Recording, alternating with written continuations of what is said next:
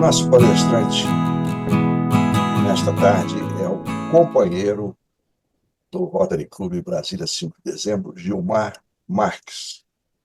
O Gilmar é doutor em desenvolvimento sustentável com tese em inovação, administrador e economista, professor, consultor, mentor, coordenador de tecnologia e de inovação da FAP-DF, fomento em PDI,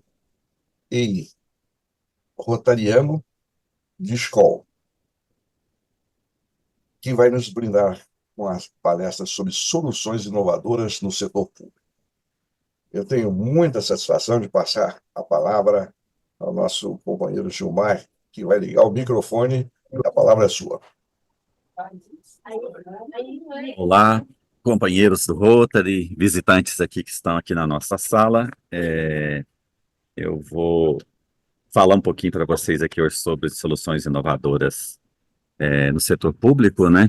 E eu até coloquei lá no meu post, Chico, complementando, falando que o público-alvo da nossa palestra são todos os interessados, né, no tema inovação e como implementar esse tema e as ações inovadoras, né, tanto no setor público quanto no setor privado, mas claro que aqui o nosso foco é o setor público, né? E também os pesquisadores, até porque tem o nosso foco vai ser CBSI, e é uma ferramenta muito interessante, né, para nós não só desenvolvermos, mas também para implementar soluções inovadoras. Então, o público pode ser pesquisadores, pode ser gestores públicos e quem mais se interessar pelo tema. A ideia de falar aqui nesses 19 minutos e 59 segundos, que ainda vai começar, que o nosso companheiro Chico Schilabitz, né, controla tão bem, modalidade de contratação de soluções inovadoras no setor público, né? Esse é o nosso foco. Bom, essas soluções inovadoras no setor público, elas podem ser contratadas em todas as modalidades de contratação que nós temos, incluindo licitação. Então, pode ser por meio de pregão, pode ser por meio de inexigibilidade de licitação, dispensa de licitação, né? Assim como também pode ser por meio de parcerias público-privadas, contratos de gestão, contrato de desempenho, né? Porém, a gente tem que ter, assim, alguns cuidados com essas modalidades que vêm até aí. Por quê? Porque elas não foram desenvolvidas para contratar soluções inovadoras. Logo, elas trazem dificuldades, né, que outras ferramentas, como o CPSI, que eu vou falar mais à frente, ajudam, né, muito, agiliza o processo de implementação dessas soluções inovadoras, né? E por meio dessas soluções, nós podemos contratar também startups, né, no sistema de inovação aberta, aquelas empresas que têm soluções que podem servir para aquele órgão público, né, e aí ela pode contratar, pode utilizar também o modelo de encomenda tecnológica, pode utilizar o regime diferenciado de contratações públicas, né, pode implementar os chamados Living Labs, né, que tem a função de testar modelos, né, de inovação antes da implementação, para que depois essa implementação ocorra sem o menor transtorno possível, né? E tem também o sandbox regulatório. Inclusive, esse sandbox regulatório já vai um aviso aqui para os pesquisadores, né, ou até mesmo empresas que estão desenvolvendo inovação, startups, né? Nós vivemos num modelo de Estado onde nós temos, né, uma estrutura regulatória necessária e importante para o funcionamento das nossas atividades de uma maneira em geral. Então, por exemplo, se eu estou pesquisando, desenvolvendo produtos na área de saúde, eu tenho que preocupar em me associar ou, inclusive, se necessário, montar, né, um sandbox regulatório para que, durante o processo de desenvolvimento dessa solução inovadora, eu possa já trabalhar as questões regulatórias. Eu não posso deixar completar todo o estágio de desenvolvimento tecnológico para eu ir buscar soluções, né, que atendam, né, o sistema regulatório. É importante a gente, por exemplo, no caso da área de saúde, que eu vou dar um exemplo aqui, você tem na Anvisa níveis diferentes, né, de exigência para autorização de uso de produtos, serviços, medicamentos, né, de uma maneira em geral, ferramentas, né, soluções tecnológicas de ferramentas. Então, eu tenho que me preocupar em montar esse sandbox regulatório, ou seja, convidar o sistema regulatório, no caso da saúde, Anvisa, Vigilância Sanitária, né, que fazem parte desse processo. Em outro setor, eu tenho que me preocupar, por exemplo, se é no setor elétrico, traz a ANEEL. Se é setor elétrico e eu vou utilizar, por exemplo, um sistema de geração hídrica, traz a Agência Nacional de Águas também, tá? E aí eu estou falando de agências nacionais, mas é importante que vocês saibam que essas agências, né, elas têm também no nível de unidade de federação, de estado, e tem também, em determinados casos, no nível de município. Então, a regulação é algo complexo e que deve fazer parte, né, desse modelo de desenvolvimento aí, de inovação de uma maneira em geral, né? Bom, o que é uma solução inovadora, né? Quais são as características de uma solução inovadora? Bom, a solução inovadora é uma ideia, um produto, um serviço, ou processo, o processo também faz parte, né? Inclusive o Manual de Oslo, que é a orientação global, né, com relação não só aos conceitos, mas também modelos, né, de desenvolvimento, de inovação, e que o Brasil adota, traz que inovação é exatamente um produto, uma ideia, um processo que introduz mudanças significativas e positivas, né? Agregando valor de diferentes maneiras com a implementação desse produto, né? E ele define também características de soluções inovadoras. Quais são as características de uma solução inovadora?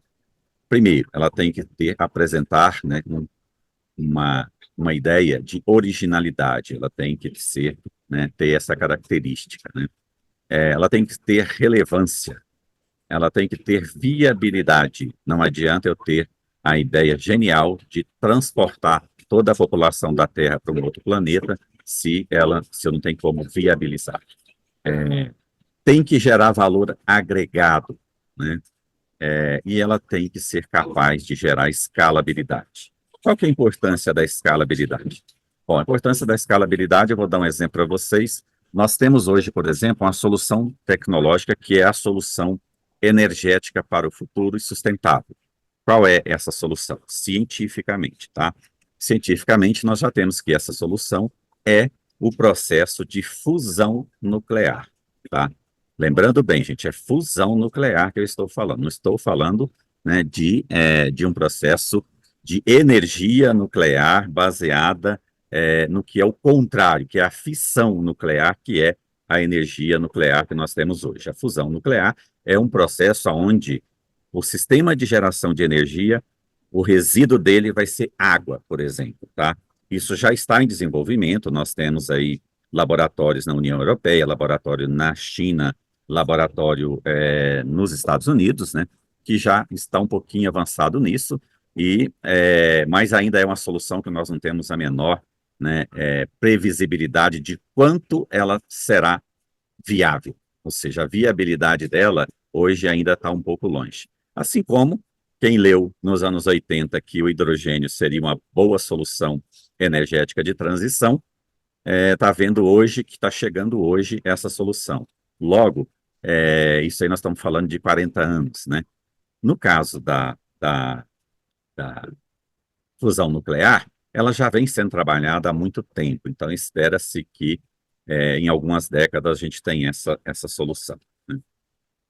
Bom, essas características, então, da solução inovadora, de originalidade, relevância, viabilidade, de valor agregado, né, e de escalabilidade, elas são importantes por quê? Porque uma solução tecnológica dessa tem um custo de desenvolvimento extremamente elevado, né? nós estamos falando aí, se a gente pegar, por exemplo, o projeto Genoma, né? O projeto Genoma, se a gente voltar no tempo, ele custou aproximadamente aos cofres públicos, né, de várias nações, inclusive a nossa deu alguma contribuição, algo um pouco superior a US$ 1 trilhão. Eu estou falando isso, US$ 1 trilhão há 30 anos atrás, tá? Se a gente colocar uma inflação média de dólar de 5% ao ano, dá para ver quanto seria hoje, né? Então, não é nem possível a gente estimar hoje quantos trilhões de dólares custará, por exemplo, essa solução de fusão nuclear, né? Se vocês colocarem no Google depois, vamos dar uma aqui dos nossos candidatos a presidente, né? Se vocês colocarem no Google depois, vocês podem ver algumas informações sobre esses testes iniciais aí de fusão nuclear. Bom, uma vez desenvolvida uma solução inovadora, nós entramos no desafio de implementar, né? Para implementar uma solução inovadora, eu preciso primeiro identificar um problema ou uma oportunidade, mas isso tem que ser um problema real, uma oportunidade real. A segunda pesquisa e desenvolvimento, ou seja, eu preciso de continuar no processo de pesquisa e desenvolvimento. Uma vez desenvolvida uma solução inovadora, eu não paro aí, ou seja, eu tenho que continuar desenvolvendo. Por isso que a gente tem do iPhone 1 ao iPhone 16, 17, 20 e por aí afora, né? Planejamento e estratégia de implementação dessa solução, isso tem que ser também uma constante. Engajamento das partes interessadas, e aí tanto quem desenvolve a solução quanto quem é beneficiário da implementação dessa solução no meio ali, quem presta o serviço, e a sociedade no final, que é, em última instância, o beneficiário final dessa inovação. Testes e ajustes, isso é uma constante dentro desse processo, né? E o lançamento, né, e a monitoração dessa implementação, que é fundamental. E, em seguida, há o processo de avaliação, revisão e que leva à melhoria contínua dos processos, né? Aí nós chegamos aqui no CPSI, que é a ferramenta ideal, né, para que nós possamos trabalhar, implementar hoje esses processos de soluções inovadoras, né? Nós temos uma legislação, que é a Lei Complementar 182, de junho de 2021, que ela definiu, né, o processo de implementação dessas soluções inovadoras no setor público, né? E aí, nós, pesquisadores, né, as startups, né, que já têm aí as soluções desenvolvidas, temos que estar atentos a esse processo, ou seja, como utilizar essa ferramenta, né, para que possa beneficiar o meu projeto. Por quê? Porque é o seguinte, se eu estou desenvolvendo uma pesquisa e ela chega ali no TRL 6, 7, que depois lá no final a gente pode falar um pouquinho dessa escala, chegou o momento de buscar oportunidades de implementação dessa tecnologia desenvolvida. E aí eu posso buscar parceiros no setor público. Nesse momento, eu deixo de receber o fomento, eu faço um contrato de prestação de serviço, né? Por quê?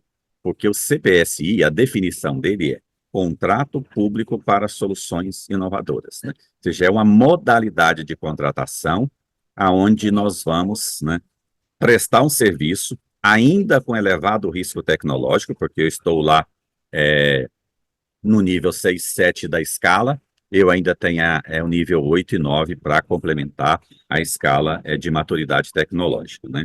Mas se bem que tem gente colocando produto aí no mercado e gente grande antes de completar essa escala, mas aí depois a gente pode falar desses problemas também. A CPSI, então, ele veio para resolver um problema de governo, da administração pública. Basicamente, essa solução vem de startups geradas por pesquisadores autônomos, pesquisadores que estão na academia, pesquisadores que estão na academia em parceria com empreendedores, porque a lei de inovação, em que pese ela dá essa motivação, mas o sistema também acadêmico-científico não pode perder os nossos pesquisadores, ou seja, o pesquisador tem que continuar lá pesquisando, mas ele também pode ter as suas participações ou participação em startup e ter outra forma de ganhar com isso e aí ele vai motivar, né, os seus orientandos ou até mesmo parceiros do mercado para que possam desenvolver, né, esse negócio aí no mercado. Então, a função do CPSI vai ser viabilizar que tecnologias inovadoras sejam implementadas no setor público. Que, uma vez implementada, né, nós tenhamos aí um crescimento, né, do empreendedorismo, né, no Brasil, de uma maneira em geral, e aí no modelo de tríplice hélice, ou seja, envolvendo academia, por um lado, né, empresa, startup, por outra, e Estado fomentando e contratando a solução inovadora. E com isso nós teremos o quê? Problemas específicos de governo resolvidos, né? E ainda de tabela nós vamos ajudar a alavancar, né, a inovação no país. É fundamental que a gente consolide esse modelo, tá? Para que a gente possa avançar, né? Avançar no processo de inovação como um todo, no ecossistema como um todo, né? Como é que funciona, então, o CPSI? Bom, primeiro vamos pela finalidade dele. A finalidade dele é testar soluções inovadoras, fomentar o empreendedorismo inovador, criar, né, desenvolver um processo ágil e com flexibilidade, envolvendo tanto pesquisa quanto o desenvolvimento tecnológico e a inovação dentro de governos, né? E, a partir daí, solucionar problemas públicos, né, ou seja, problemas que afetam uma grande quantidade de pessoas, né? Normalmente esses problemas são problemas que estão aí no meio de políticas públicas em desenvolvimento, então eles têm aí esse poder de afetar, né, uma grande quantidade de pessoas, né? Como funciona, então, o CPSI? E aí, isso é muito importante, por quê? Porque as pessoas sabem da existência da legislação, conhecem a legislação, mas têm as suas preocupações na implementação. Nós temos, então, a seleção e a contratação da solução, que envolve o órgão público e o detentor da solução, seja normalmente uma startup. Essa startup, normalmente, ela traz uma solução tecnológica que foi validada na academia. Ali nós temos uma fase de teste e nós temos também a avaliação de resultado. Com isso, nós temos um avanço, né, no processo de inovação no ecossistema como um todo, tá? Então, no caso CPSI, nós podemos dizer que ele serve, né, como uma ponte entre o governo e as startups, facilitando, né, a adoção de tecnologias inovadoras no setor público e, simultaneamente, incentivando o crescimento do setor do empreendedorismo em geral no Brasil, né? Sempre lembrando que no modelo de tríplice hélice, associando desenvolvimento tecnológico, pesquisa e desenvolvimento tecnológico na academia, com empresas no mercado e com o governo, tá? Essa modalidade de contratação, então, ela pretende não apenas resolver problemas específicos de governo, mas também alavancar a inovação no país. Nós temos um modelo, né, um modelo de pesquisa, desenvolvimento e inovação. No caso do Brasil, vou passar aqui, Chico, rapidamente aqui umas figurinhas para ajudar na reflexão das pessoas aí nas conversas depois na sala. Olha, aqui é um trabalho que eu fiz há algum tempo atrás, está precisando de atualização, mas como eu parei exatamente no meio da pandemia, né, ou seja, em 2021, precisa de avançar um pouco mais, mas de lá para cá avançou muito pouco, tá? Então a gente observa que nesse estudo aqui, de 2011 até 2015, nós melhoramos muito, né, a nossa posição no ranking de inovação no mundo. Saímos da 47ª para a 70ª. Mas de 2016 a 2021, né, com a inversão dessa política, ou seja, o Estado deixando de investir em inovação, nós voltamos para a 57ª em 2021. Bom, quais são os efeitos disso, né? Os efeitos disso é que, por exemplo, o nosso índice de inovação, que estava... não, essa aqui é a comparação, né? O nosso índice de inovação, que estava em 70, chegou a 70 em 2015, na posição 70, caímos para 57, ou seja, nós estamos, né, piorando. Isso não melhorou em 2022, não melhorou em 2023, Começa a melhorar em 2024, por quê? Porque em 2023 o governo voltou novamente a liberar recurso para o fomento em pesquisa e desenvolvimento tecnológico, né? Esse movimento aí, ele trouxe o Brasil para uma posição, né, de constrangimento, por exemplo, quando a gente pega a comparação global, né? Mas se a gente pega dentro dos BRICS, por exemplo, e aí que o BRICS é antes da expansão, né? Por exemplo, a China tem um índice de eficiência de inovação de 0,92. O Brasil de 0,49, próximo da África do Sul. Esse índice de eficiência e inovação quer dizer que cada R$ 1 que eu invisto em inovação, 0,92 dele vira inovação mesmo. Quando é de 0,49, significa que nós estamos perdendo, ou seja, a gente investe R$ 1 e só aproveita 49 centavos dele, né? Aqui mostra o que aconteceu, por exemplo, com a China. A China saiu do índice de eficiência e inovação em 2011 de 0,33 para chegar em 2021 em 0,92. Ou seja, é o que o Brasil ocupava, é o que o Brasil tinha lá em 2011. Hoje a China tem e nós, né, voltamos para 0,55. Ou seja, nós precisamos de fazer nossa tarefa de casa novamente. Um sistema de inovação, ele depende, né, para montar esse índice, ele depende de insumos, de input, que vai desde a qualidade das instituições, capital humano que nós desenvolvemos na nossa educação, infraestrutura, sofisticação de mercado, né, e sofisticação empresarial, e do outro lado nós temos, né, a produção de conhecimento e a produção de novos produtos para a gente chegar nesse índice. Essa figurinha aqui mostra esse distanciamento dessas duas, né, aqui de inovação inputs e de inovação outputs. Em 2011, nós estávamos muito próximo do ideal, ou seja, os recursos de input próximo dos recursos de output. Quando nós vamos distanciando, significa que nós estamos fugindo do ideal e gastando com inovação mais do que deveríamos gastar, né? Aquela escala de maturidade tecnológica que eu falei ali, ela varia de 1 a 9, né, no modelo TRL, que é um modelo desenvolvido pela NASA para avaliação de produtos, né, nível de prontidão de produtos, principalmente da indústria aeroespacial, mas hoje a gente tem ela adaptada para o MRL, que entra produtos, serviços, né, processo de uma maneira em geral, que eu vou mostrar no quadro seguinte, uma avaliação que eu fiz do nosso ecossistema local. Então, essa escala, quando eu falei em 6, 7, olha, estamos aqui no meio dela aqui, ó, tá? É importante que a gente saiba que aqui você já pode buscar um contrato de CPSI, mas nesse contrato você tem que evoluir para o nível 7, o nível 8 e nível 9, tá? Deixa eu dar um exemplo para vocês da importância do nível 9.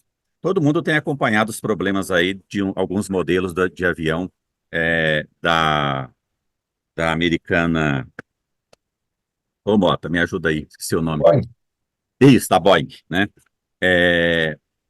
Aquilo lá é um problema clássico de produto que vai para o mercado sem chegar no TRL 9.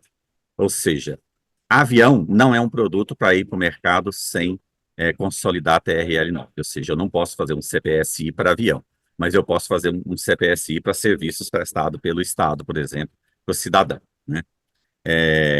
Aqui está uma avaliação que eu fiz no modelo MRL, né, do nosso ecossistema. E os ecossistemas de inovação no Brasil em geral, com raríssimas exceções, estão acima do nível 3, né? O nosso local aqui está em torno do nível 3, quando vocês percebem aí aonde tem essa marcação aí, né? Nós temos São Paulo, temos Santa Catarina, temos Pernambuco, que vai um pouquinho além do 3, mas a gente não tem ecossistema nível 4, a gente não tem ecossistema nível 5, tá? Bom, a ideia era fazer essa apresentação geral para que a gente pudesse aí discutir um pouquinho sobre o tema. Obrigado aí pela oportunidade, desculpa aí por exceder o tempo. Muito obrigado ao Gilmar Marques, nosso companheiro. Então, a Érica está com a palavra. O microfone é aberto, Érica. A palavra é sua. Bom, primeiro, né, parabenizar a apresentação. Esse é um tema bastante familiar para mim, principalmente porque eu dou aula, né, de contratações públicas de tecnologia e inovação, em especial o CPSI. Sim, parabéns, Gilmar, pela sua explanação. A gente já se esbarrou algumas vezes ali no Sebrae Lab. E assim, na verdade, a pergunta é mais, não é nem bem uma pergunta, mas só corroborando com tudo que foi dito sobre essa importância, né, dos contratos de CPSI. Inclusive, eu estou participando de um processo no Goiás, muito interessante, que ele abarca, por exemplo, o monitoramento de todos os processos de contratações do Estado. Então, assim, e a gente nota o quanto essa modalidade vem ganhando um pouco mais de maturidade, né, embora ainda sejam poucos os órgãos que se valem dessa modalidade.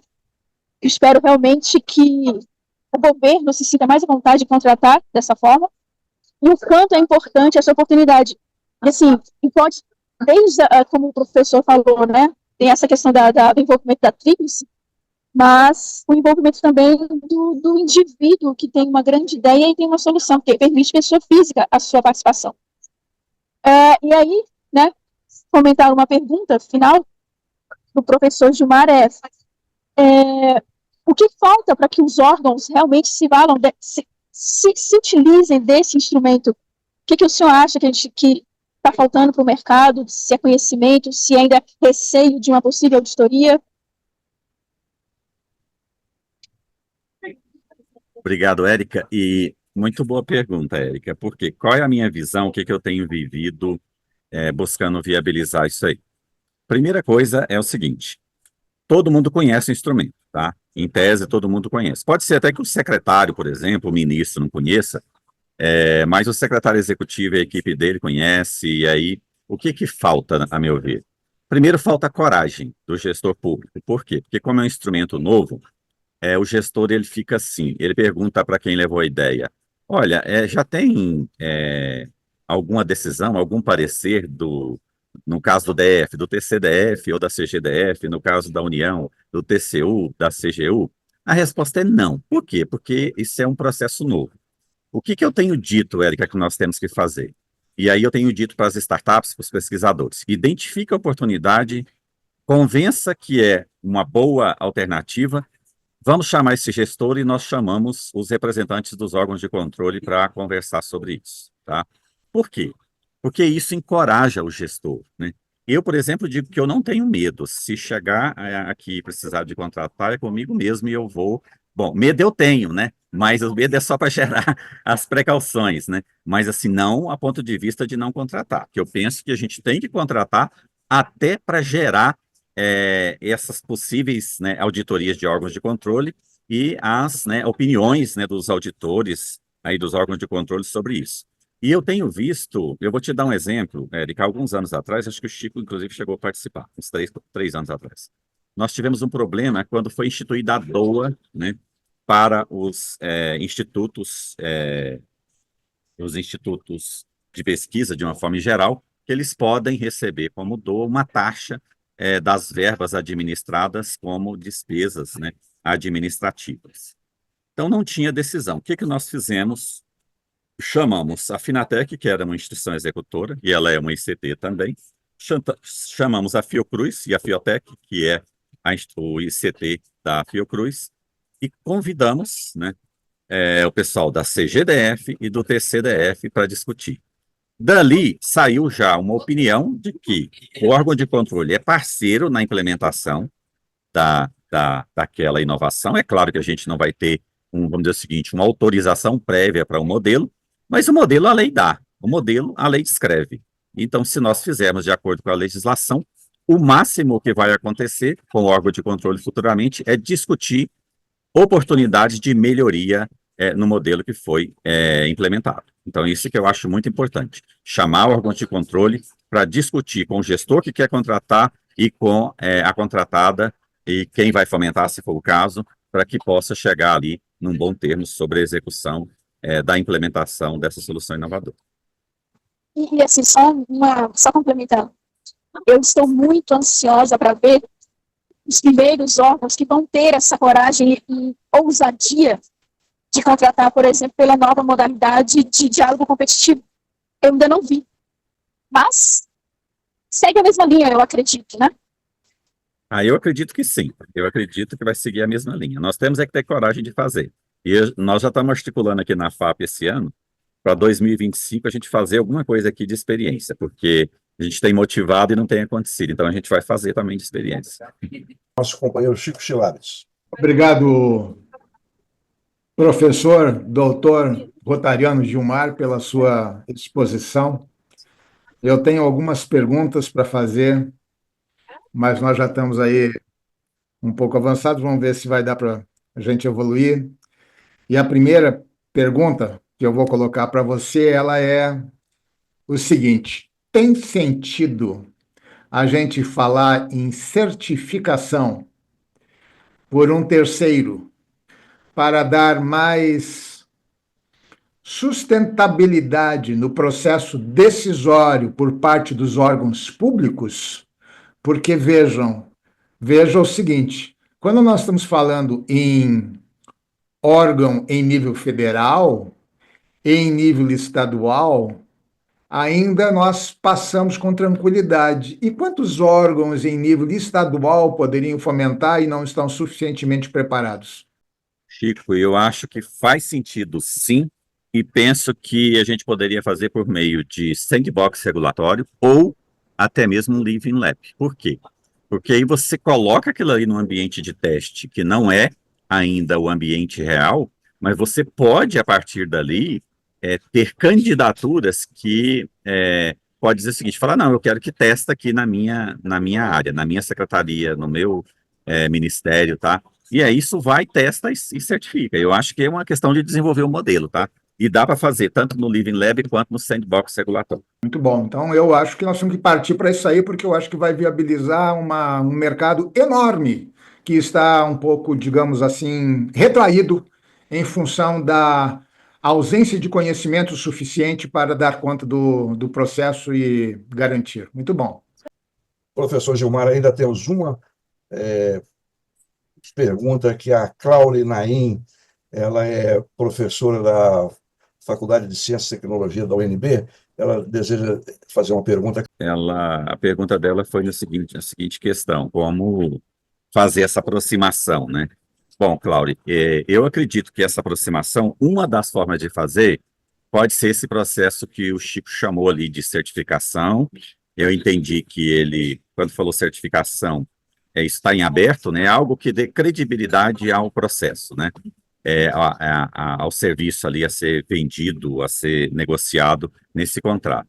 Eu vejo que essa aproximação, ela deveria ser feita, né, pelo próprio Estado, mas como isso está parado, os governos, né, isso está muito parado, eu acredito que se o pesquisador, né, no seu caso, que desenvolve a solução, a startup, a pessoa física, né, que seja pesquisador ou seja desenvolvedor daquela tecnologia, procure um órgão, procure um gestor na área, né, fala sobre essa ideia. No caso aqui, por exemplo, eu sei que você é pesquisadora e trabalha muito aqui com fomento da FAP, né? Você pode chamar a FAP para ajudar a fazer essa aproximação e nós estamos à disposição, tá? E tem também entidades aí no mercado, né, ICTs, associações de empresas, né, de startups, que estão buscando também fazer essa aproximação. Mas um dos caminhos que eu quero ver se a gente faz é a gente pegar alguma coisa aqui na própria FAP, que tem muitas demandas, e a gente fazer um CPSI aqui de um processo, de uma determinada demanda nossa aqui para a solução de algum problema, e aí nós vamos chamar todo mundo do ecossistema para participar disso, ou seja, para ver como é que isso foi feito, incluindo órgãos de controle, tá? Vamos chamar CGDF, TCDF, né? Eu sempre digo que órgão de controle não é para assustar a gente, órgão de controle é para ser parceiro e orientar a gente também no desenvolvimento dessas novas soluções tecnológicas e a ser implementadas por meio de contratações, né, de modelos de contratações novos. E então, eu quero agradecer ao companheiro Gilmar pela sua excelente palestra e apresentar os agradecimentos do Rotary Club Brasília 5 de dezembro através desse certificado. Soluções inovadoras no setor público, a sua palestra de hoje. Muito obrigado. A palavra volta para você, Gilmar, para 2 minutos de suas considerações finais. Vou usar apenas um, Mota. Obrigado aí pelo convite, Valéria, né? Meu caro professor Bento Félix aí hoje como presidente, por essa oportunidade. A palavra vai para o nosso presidente em exercício para as suas considerações finais e encerramento da reunião. Parabenizar também o nosso palestrante, professor doutor Gilmar, excelente palestra, bastante moderno. Parabenizar as perguntas também muito bem elaboradas. E com isso, então, hoje, quinta-feira, 28 de novembro de 2024, eu fecho a 22ª reunião do ano, que foi gravada. E saudando o Pavilhão Nacional e batendo o nosso sino, dou por encerrada mais esta reunião. Obrigado a todos.